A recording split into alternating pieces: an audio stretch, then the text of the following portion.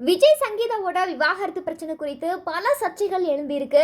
இந்த சூழ்நிலையில நேத்து விஜயும் த்ரிஷாவும் ரெண்டு பேரும் ஜோடியா ஒரு திருமண வரவேற்பு நிகழ்ச்சியில கலந்துக்கிட்டாங்க.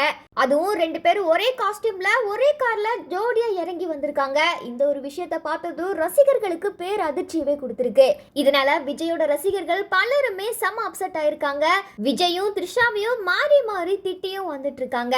எலெக்ஷனுக்கு இன்னும் கொஞ்ச நாட்கள் மட்டும்தான் இருக்கு. அதுக்குள்ள இந்த விவாகரத்து பிரச்சனை வேற பத்தாதுக்கு விஜயனா நீங்களும் இந்த மாதிரி த்ரிஷா கூட சேர்ந்து வெளியில போறீங்க, இதெல்லாம் நியாயமா அப்படின்னு சொல்லி ரசிகர்கள் பலருமே திட்டி தீர்த்துட்டு வராங்க.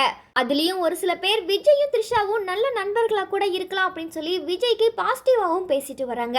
இந்த நிலையில விஜயின் தோழரான ஸ்ரீமன் அவர்கள் பாத்தீங்கன்னா சமூக வலைதளங்கள்ல வரக்கூடிய கருத்துக்களுக்கு ஒரு தரமான ரிப்ளை வந்து கொடுத்திருக்காரு. அதாவது விஜயும் த்ரிஷாவும் ஒன்னா இருக்கிற மாதிரியான ஒரு பதிவுக்கு ஒரு ரசிகர் பார்த்தீங்கன்னா அவங்க ஃப்ரெண்டாக கூட இருக்கலாம் அப்படின்னு சொல்லி கமெண்ட் பண்ணியிருந்தாங்க. அவரோட அந்த பதிவுக்கு கீழே ஸ்ரீமன் அவர்கள் பார்த்தீங்கன்னா கை தட்டுற மாதிரியான ஒரு இமோஜியை பதிவு பண்ணியிருந்தாரு. இப்போ இந்த ஒரு விஷயமுமே சோஷியல் மீடியாவில் வைரல் ஆகி வருது. நடிகர் ஸ்ரீமனும் விஜயும் 25 ஆண்டு காலமா நண்பர்களா இருந்து வராங்க. நிறைய படங்கள்ல ரெண்டு பேருமே சேர்ந்து நடிச்சிருக்காங்க. இதை தொடர்ந்து நடிகர் ஸ்ரீமன் நிறைய பேட்டிகள்ல விஜய் குறித்து பல நல்ல விஷயங்களை பேசியிருந்தாரு. விஜய் ரொம்பவுமே நல்ல மனிதர், நிறைய பேருக்கு உதவிகளை வந்து செய்வாரு, எனக்குமே நிறைய கஷ்டங்கள் இருக்கும்போது எனக்கு கை கொடுத்தாரு அப்படின்னு சொல்லி நிறைய விஷயங்களை விஜய் பத்தி பெருமையாவே பேசியிருந்தாரு.